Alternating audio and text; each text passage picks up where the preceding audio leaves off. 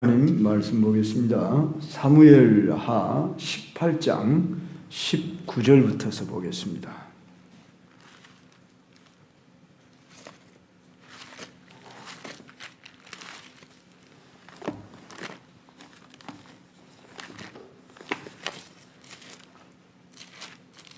사무엘하 18장 19절부터 제가 한 절, 여러분이 한 절 그렇게 교독합니다. 사독의 아들 아하이마하스가 이르되 청하건대 내가 빨리 왕에게 가서 여호와께서 왕의 원수 갚아 주신 소식을 전하게 하소서.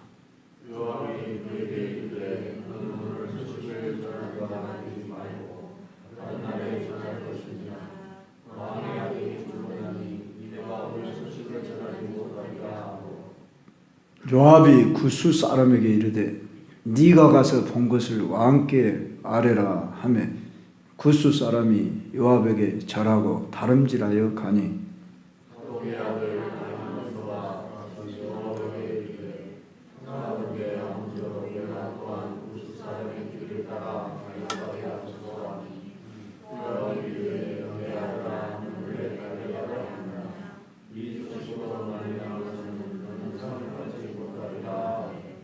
그가 한사코 달려가겠노라 하는지라 요압이 이르되 그리하라니 아히마스가 들길로 다름질하여 굿수 사람보다 앞질러 가니라.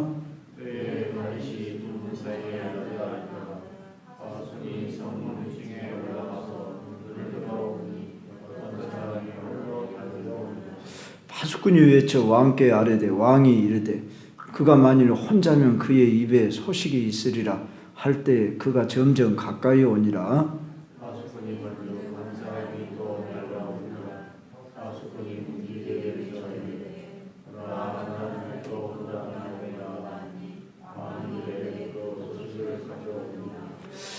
파수꾼이 이르되 내가 보기에는 앞선 사람의 다름질이 사독의 아들 아히마스의 다름질과 같으니이다 하니 왕이 이르되 그는 좋은 사람이 좋은 소식을 가져오느니라 하니라.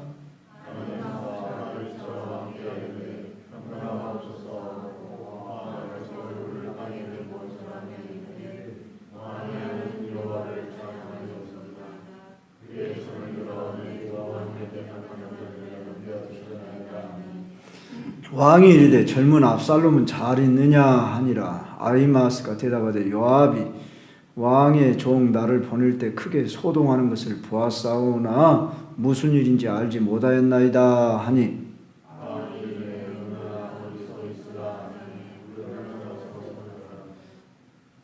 굿수 사람이 이르러 말하되 내 주 왕께 아랠 소식이 있나이다. 여호와께서 오늘 왕을 대적하던 모든 원수를 갚으셨나이다 하니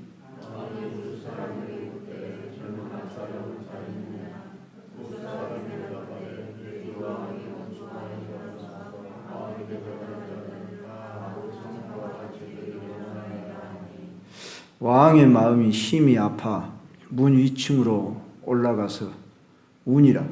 그가 올라갈 때 말하기를 내 아들 압살롬아 내 아들 압살롬아 차라리 내가 너를 대신하여 죽었다면 압살롬 내 아들아 하였더라. 아멘.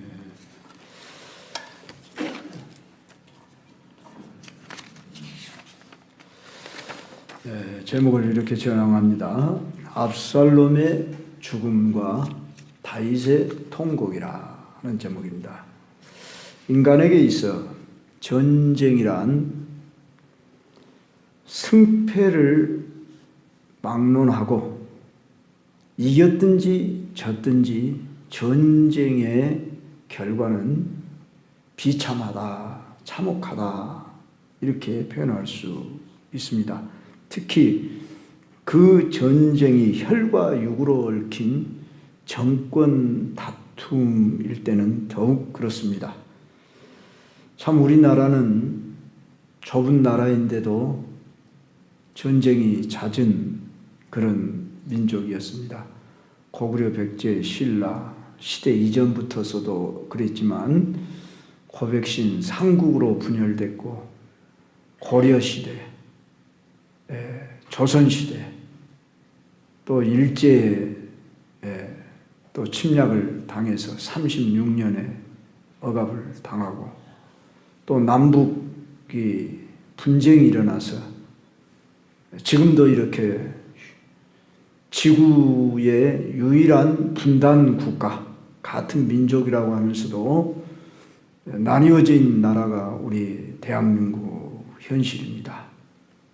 그런 가운데 있는 모습을 볼 때에 참 늘 전쟁의 위협 속에 살아가고 있음을 볼 때에 오늘 이 다윗에게 있어서 그 전쟁은 다른 민족과의 전쟁이 아니 참 자기 아들이 내분을 일으켜가지고 아버지를 죽일 뿐만 아니라 그 정권을 찬탈하겠다고 이미 예루살렘을 점령했고, 다윗은 신하들과 망명을 생활을 떠났는데 이제 훨씬 많은 숫자인 이 압살롬을 따르는 군대와 다윗 군대와 전쟁을 했는데, 그 결과는 하나님의 도우심으로 다윗 군대가 승리로 끝났습니다. 다행히 승리를 해가지고 이제 그 전쟁의 결과를 알리는 소식을 전하는데, 사독의 아들 아히마하스라고 하는 이제 제사장 뒤를 이을 일반 제사장이라 이렇게 볼 수 있죠. 이 아히마하스가 전령이 되어가지고 요압 장군에게 자기가 이 승전 소식을 다윗에게 알리겠다 이렇게 말할 때에 요압이 그렇게 말합니다. 너는 오늘 승전 소식을 알리지 말고 다른 날 해라. 왜 그렇습니까? 승전을 해도 지금 기쁘지 않는 것은 다윗왕 아들 압살롬이 죽임을 당했기 때문에 다윗이 이 일로 기뻐하지 않고 슬퍼할 것을 누구보다도 잘 아는 사람이 요압입니다. 물론 요압 자신이 죽였고 아히마스를 비롯해서 그들이 죽였습니다. 누가 죽였느냐를 떠나서 압살롬이 죽임을 당했다는 이 사실 앞에 전쟁은 이겼을지라도 지금 이 소식을 너는 알리지 말아라. 그리고 구스는 이방인이죠. 지금의 북아프리카 에티오피아를 가리킨다고 합니다. 그 구스 사람에게 이 소식을 알려라. 그래서 구스 사람을 먼저 보냈습니다. 그런데 이 아히마스가 굳이 자기가 가겠다고, 쉽게 하면은 이렇게 소식을 알려서, 이 기쁜 소식을 알려서 참으로 공을 자기가 이렇게 세운 것을 인정받으려고 하는 즐거운 소식으로만 알았다는 거죠. 그러니까 요압의 말이 오늘 여기 본문에도 나왔지만은, 이 소식으로 말미암아서는 너는 상을 받지 못하리라 했지만 아히마스가 계속 가겠다고 해서 허락을 해주는데, 자, 다윗이 두문 사이에 앉아서 기다리고 있는 모습을 봅니다. 두문 사이란 그 성문이 이중문이다 이렇게 우리가 이해를 해야겠죠. 바깥문, 안쪽문, 그 어떤 성루가 있다고 봐야겠죠. 그래서 성루에 올라서 파수꾼과 함께 쳐다보고 있는데, 파수꾼이 저기 어떤 사람이 지금 달려옵니다. 그런데 아히마스는 참 이 소식을 알리고 싶어서 먼저 달려왔다고 했습니다.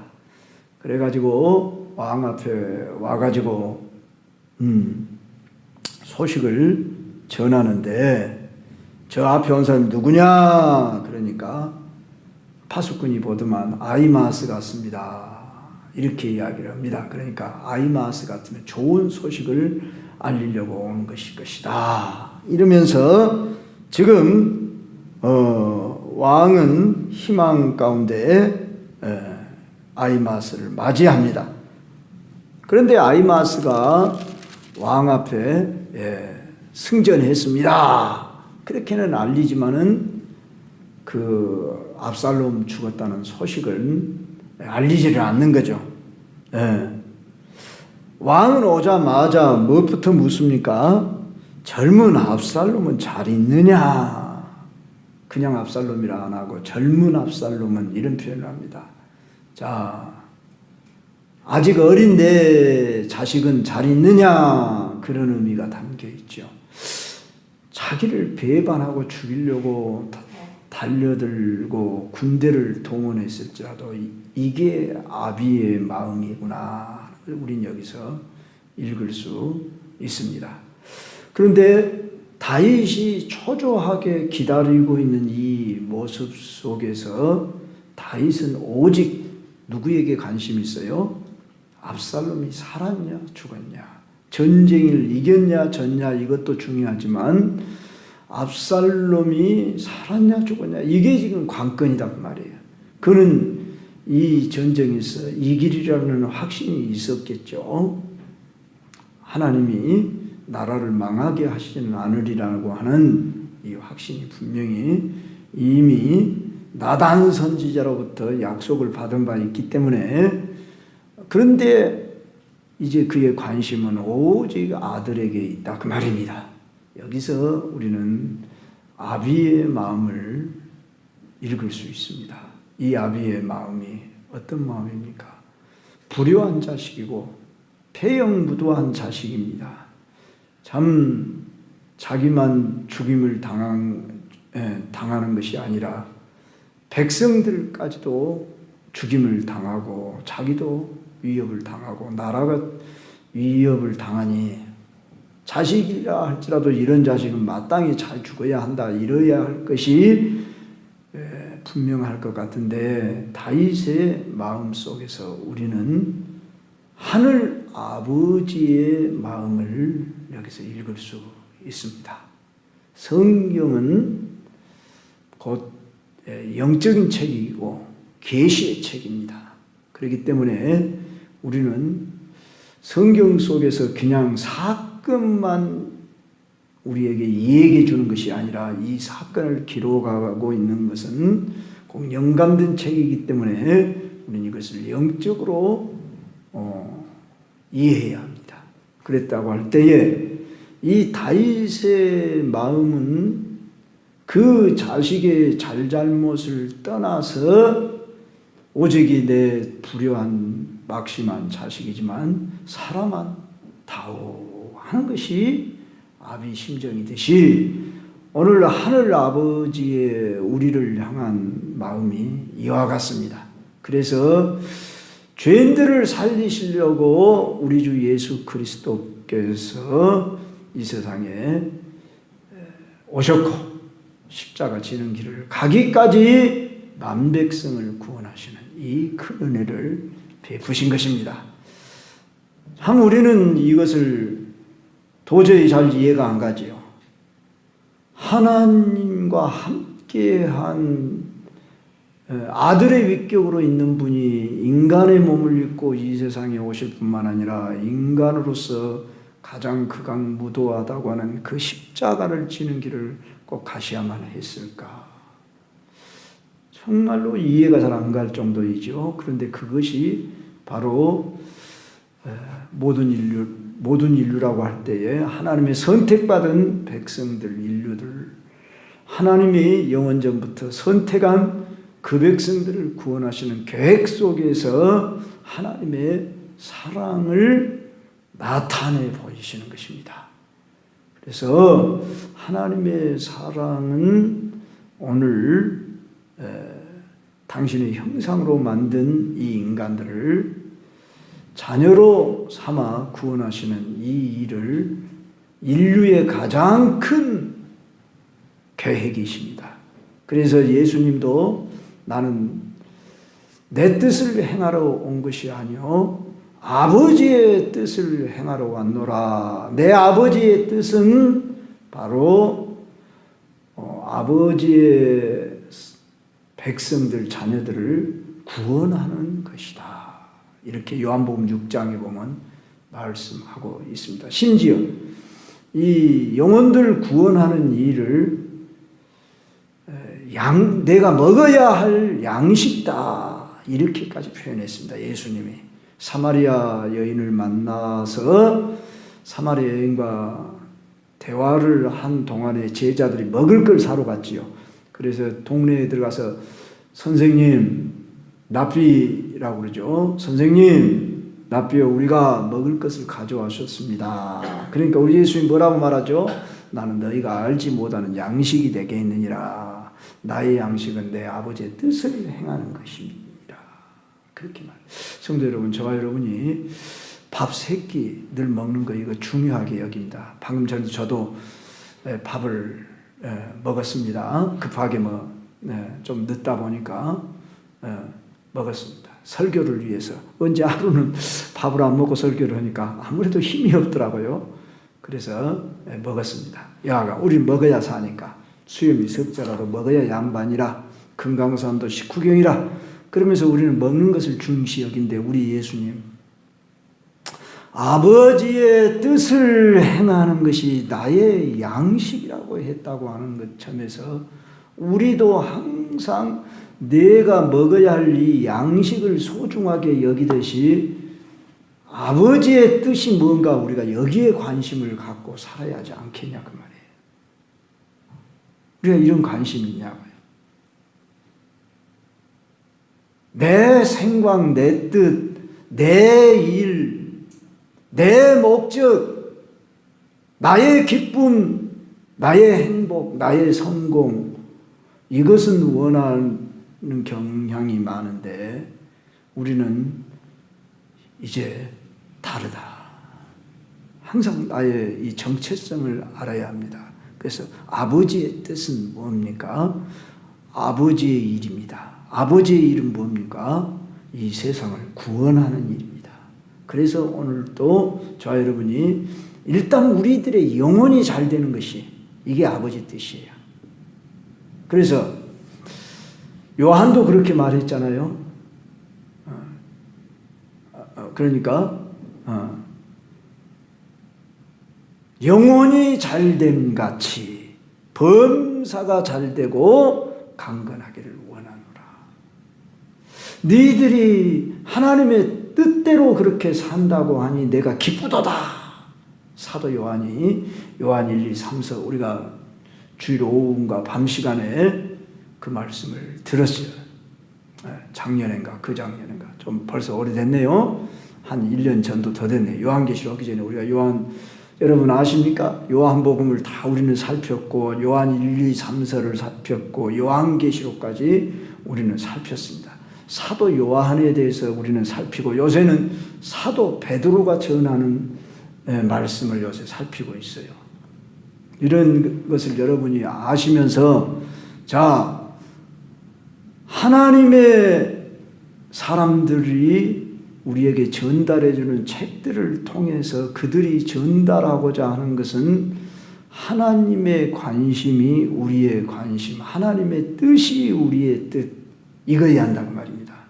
바로 이런 차원에서 다윗이 그 아버지의 심정을 참 대변해 주고 있는데 물론 다윗은 인간적인 정의에 의해서 그런 겁니다. 이건 부성애라 이렇게 말할 수 있죠. 천성이라. 그래서 성경에 보면 네 자식을 사랑하라 그런 말이 없어요. 그러죠? 그건 본성으로 누구든지 다 잘할 수 있기 때문에 짐승도 자기 새끼 사랑할 줄 알아요. 그러니 우리 사람이 자기 자식 사랑하는 거 이건 마땅한 일이에요. 그런데 그 사랑은 누구로부터 오는 것이냐 할 때 우리가 아직도 하나님의 그 형상이 완전히 깨트려졌다고 보기는 힘들죠. 이제 구원받을 만한 어떤 하나님의 그 속성은 우리가 갖지 못했습니다. 그런데 하나님의 비공유적인 속성이라 그렇게 말해요. 신학에 보면 공유적 속성과 비공유적 속성이라는 게 나와요.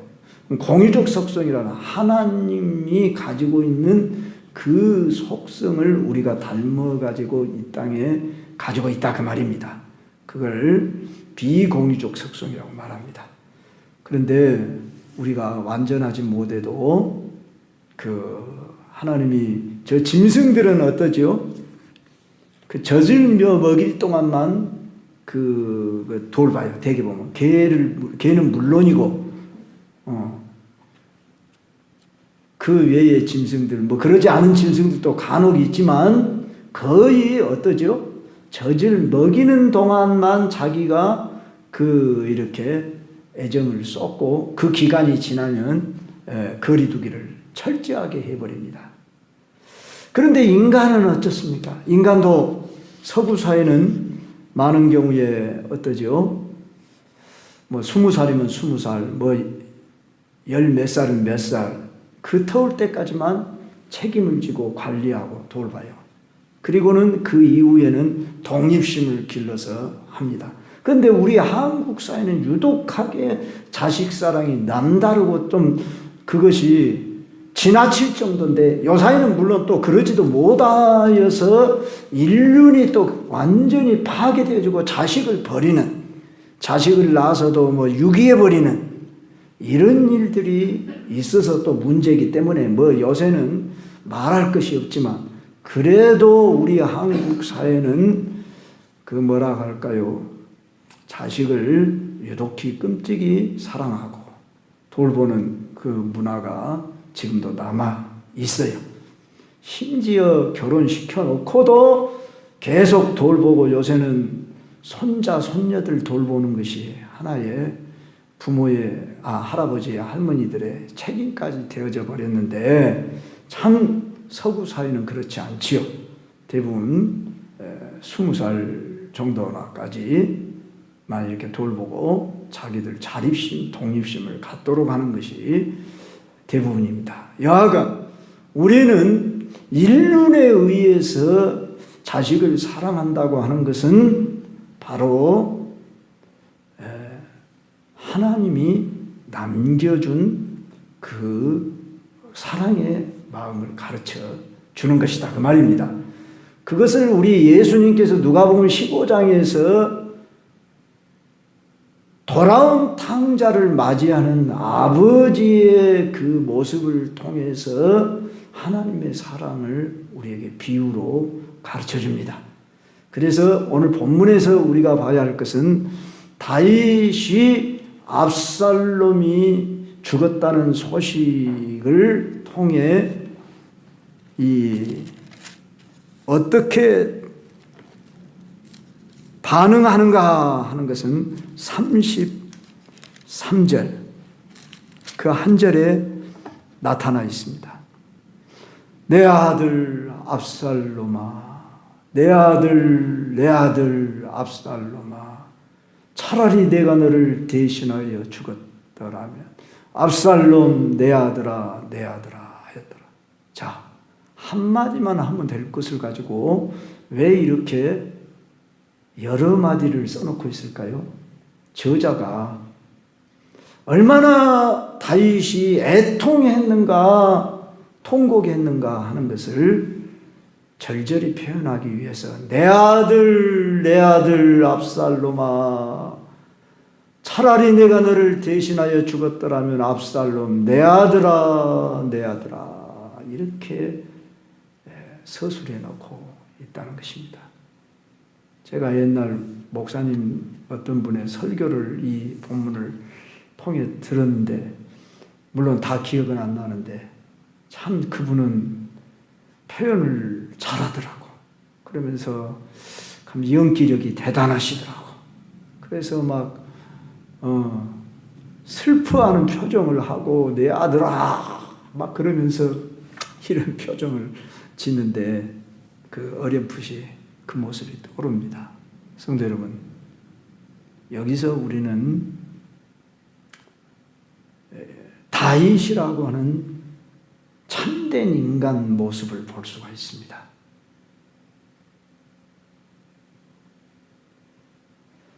이 압살롬이란 놈은 참 발음도 안 좋죠. 압살롬. 이놈은 정말 죽어마땅한 자식 아니냐. 그것이 당연한 것처럼 느껴지고 그렇게 해야 함에도 불구하고 어찌된 일인지 다윗은 지금 군사들이 어떻게 됐느냐 이것에는 관심이 없고 뭐에만 관심이 있어요? 젊은 압살롬은 어떻게 됐냐 이렇게 묻고 있는 모습을 본다고 말입니다. 이건 우리가 여기서 긍정적인 면으로 보고 오늘 그 부정적인 면 두 가지로 보고 말씀을 제가 정리해서 마치겠는데요. 긍정적인 면으로 볼 때는 이게 바로 인간의 모습이다. 부성애를 가진 모든 인간의 모습이다. 이것을 우리는 인정해야만 합니다.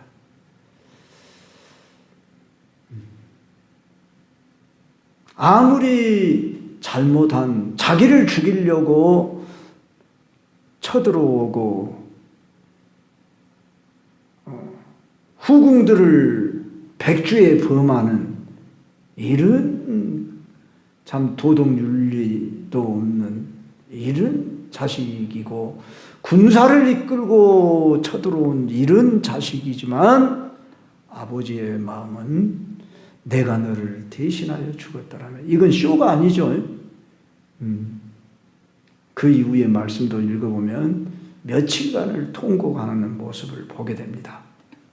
이제 다음 시간에 더 살피겠지만 이런 다윗의 모습이 과연 옳은가 할 때 우리는 여기서 옳으냐 그르냐를 떠나서 뭘 살피냐 하면 이게 바로 우리 하늘 아버지의 죄인들을 사랑하는 죄인들이 돌아와 구원받기를 원하는 마음을 다윗을 통해 보여준 것이다. 이렇게 보는 것입니다. 단순한 다윗의 인간 모습만 보여준 게 아니라 이 다윗의 모습을 통해서 물론 인간 속에는 이런 다윗과 같은 이 마음이 어찌 없겠습니까? 그런데 바로 더 나아가서 하늘 아버지의 죄인된 인간들이 돌아와 구원받기를 원하는 이 모습을 가지고 있다. 우리들이 어떠한 죄를 지어도 물론 죄를 지는 것이 당연하다는 게 아닙니다. 죄를 지어도 아버지의 마음은 회개하고 돌아오는 것을 원하고 있구나 하는 것을 여기서 배워야 합니다.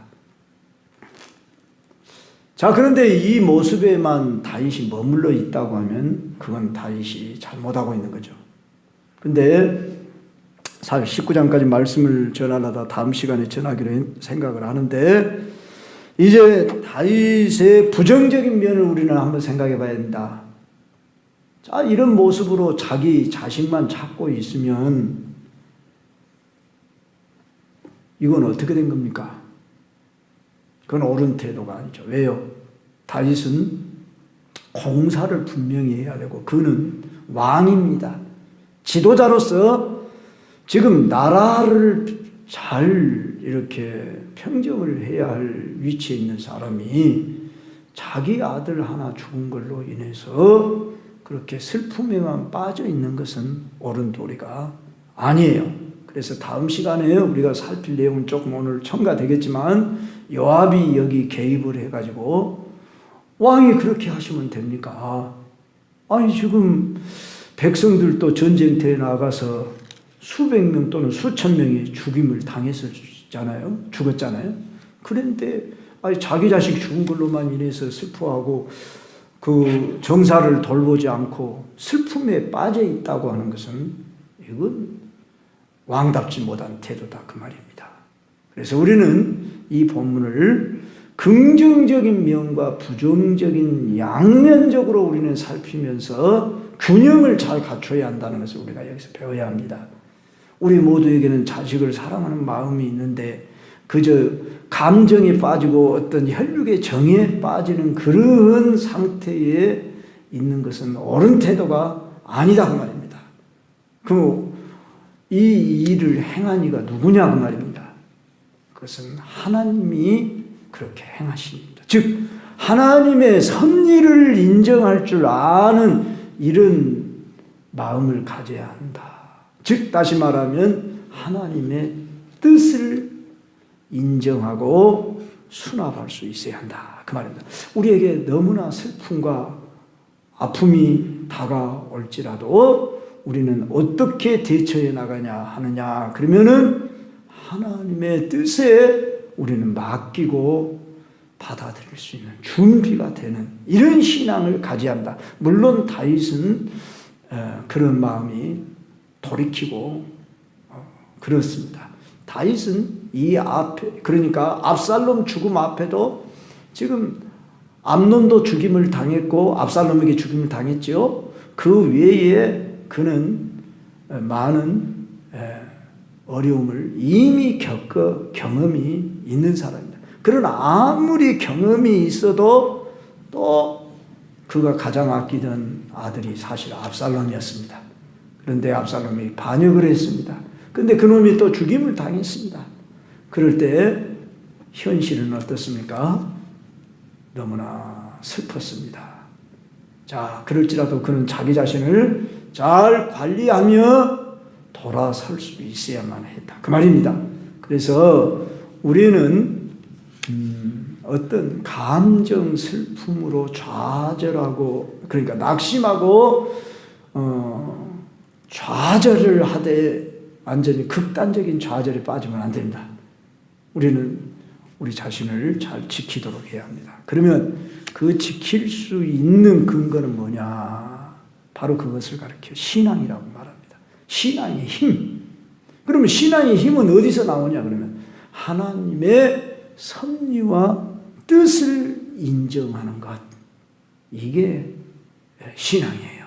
자, 우리 예수님 겟세마네 동산에 지금 오늘이 수요일인데 우리 예수님이 이번 주간에 주님이 겟세마네 동산에 가셔서 이제 할만하시거든. 이 잔을 내게서 옮기시옵소서. 그러나 내 뜻대로 마옵시고 아버지의 원대로 하옵소서.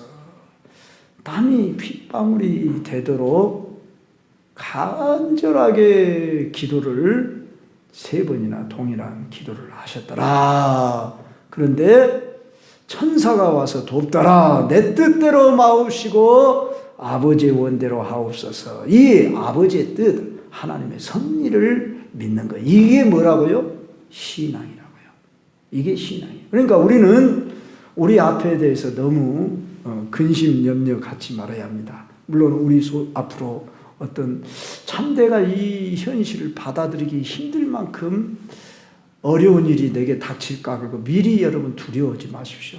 하나님이 이길 수 있는 감당할 수 있는 힘을 주실 것입니다. 그 힘이 뭐냐? 저는 신앙이다. 그러면 신앙이란 뭐냐? 하나님의 뜻 섭리를 믿고 받아들이는 것. 이게 바로 뭐라고요? 신앙이에요. 우리 예수님이 내 뜻대로 마옵시고 아버지의 원대로 하옵소서 그러고 자기에게 당할 십자가를 다 받아들이고 이제 감당했듯이 오늘 우리들의 가는 길도 이제 어떠한 어려움이 와도 주님 나와 함께 하시면 나는 감당할 수 있습니다. 이길 수 있습니다. 이런 믿음을 강하게 가지십시오. 그러면 괜찮습니다. 지금까지도 우리 살아왔잖아요. 힘든 삶을 이겨왔잖아요. 뭐 미리 땡겨 걱정할 필요는 없습니다. 앞으로 내게 무슨 어려움이 올까 이런 거 걱정할 필요 없어요. 오면 감당할 수 있도록 하나님이 도우실 겁니다. 그리고 우리는 하나님의 뜻에 맡기고 따라가면 되는 거예요. 그래서 하나님은 선하십니다. 인자하십니다. 하나님의 뜻대로 하옵소서. 할렐루야. 그렇게 믿음으로 나아가시면 우리는 넉넉할 것입니다.